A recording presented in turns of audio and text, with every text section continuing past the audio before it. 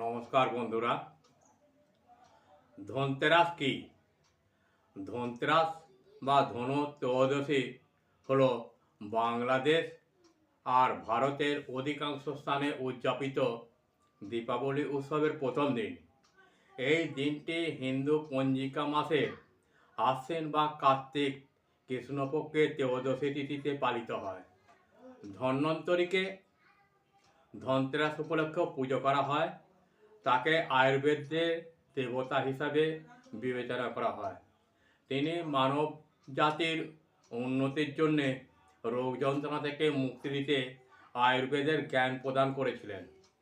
ভারতীয় আয়ুর্বেদ, যোগ ও প্রাকৃতিক চিকিৎসা, ইউনানি, সিদ্ধ এবং হোমিওপ্যাথি মন্ত্রণালয় ধনতেরাসকে জাতীয় আয়ুর্বেদ দিবস হিসেবে পালন করার সিদ্ধান্ত ঘোষণা করেছে, যা 28শে অক্টোবর 2016 সালে প্রথম পালিত হয়েছিল। উদযাপন: ধনতেরাস হল ধন্বন্তরী পূজার দিন। হিন্দু ঐতিহ্য অনুসারে ধন্বন্তরী সমুদ্র মন্থনের সময় আবির্ভূত হন।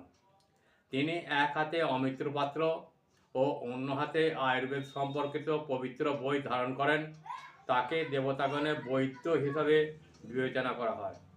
উৎসবটি লক্ষ্মী পূজা হিসেবে পালিত হয়। এই দিন সন্ধ্যা মাটির প্রদীপ জ্বালানো হয়। সমৃদ্ধির দেবী লক্ষ্মীকে স্বাগত জানাতে তৈরি হয় নানা উপাচার। হিন্দুরা এই দিনটিকে নতুন কেনাকাটা, বিশেষ করে সোনা ও রূপার জিনিস, গহনা ক্রয় করা শুভ বলে মনে করেন।